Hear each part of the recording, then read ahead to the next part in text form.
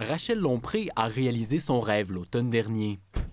Moi, ce que j'ai préféré, c'est vraiment les fenêtres, toute la fenestration. Je savais qu'il allait avoir une belle lumière naturelle qui allait rentrer. La nouvelle propriétaire a déniché sa première maison à Saint-Calixte dans la Naudière.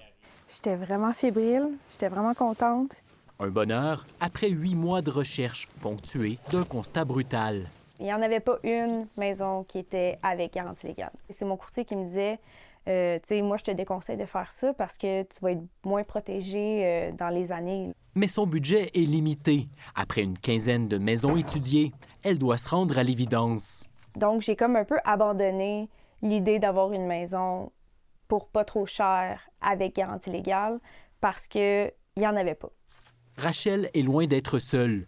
Les ventes immobilières sans garantie légale ont explosé au Québec. Elles sont passées de 4 % en 2010 à 43 % en 2025, selon l'Association professionnelle des courtiers immobiliers du Québec.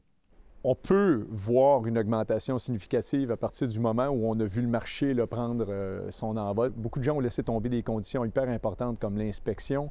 La garantie légale y est passée aussi. Un marché favorable aux vendeurs, mais qui empiète sur les protections des consommateurs, selon cette avocate spécialisée en droit immobilier. On dénature notre droit. Le législateur nous dit clairement dans le Code civil que les garanties légales sont automatiques lors d'une vente. À moins d'y renoncer, 2 types de garanties protègent l'acheteur. La garantie du droit de propriété couvre notamment certains empiètements, les hypothèques et des infractions à une loi ou un règlement que l'acheteur ne connaissait pas et ne pouvait pas découvrir. La garantie de qualité, elle, est plus connue sous le nom de garantie des vices cachés. Ça prend une anomalie, quelque chose qui n'est pas normal par rapport à l'âge de l'immeuble, par rapport aux méthodes normales de construction de l'immeuble. Donc, vraiment quelque chose d'anormal qu'un acheteur ne pouvait pas prévoir. Il ne faut pas que ça soit visible non plus pour son œil à lui avant l'achat. Et il faut que ça soit grave. Grave égale qu'il y a une conséquence importante. Même en renonçant à 1 ou 2 garanties, l'acheteur conserve certains recours, mais il portera le fardeau de la preuve devant les tribunaux. Je trouve ça épouvantable. C'est que le phénomène est beaucoup plus large que seulement le Grand Montréal. C'est pan-québécois. Là. À Montréal et ses environs, plus du tiers des propriétés ont été vendues sans garantie légale en 2025, selon l'Association professionnelle des courtiers. Le ratio a atteint plus de 70 % en Abitibi-Témiscamingue, au Saguenay-Lac-Saint-Jean et dans le Bas-Saint-Laurent, et plus de 80 % en Mauricie, en Gaspésie et sur la Côte-Nord.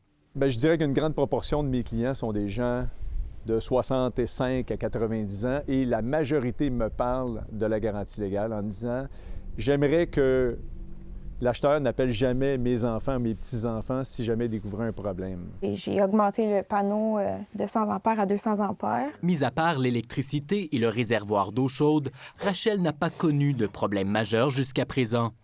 Elle vit en paix avec son choix. C'est que les gens veulent juste pas être responsables parce que pour X, Y raison, et je peux comprendre parce que moi, la journée que je vais vendre ma maison, je pense pas que je vais mettre une garantie légale également, là. Lourde risque de perdurer, à moins d'un revirement majeur sur le marché immobilier. Ici Jean-Philippe Hughes, Radio-Canada, Saint-Calixte.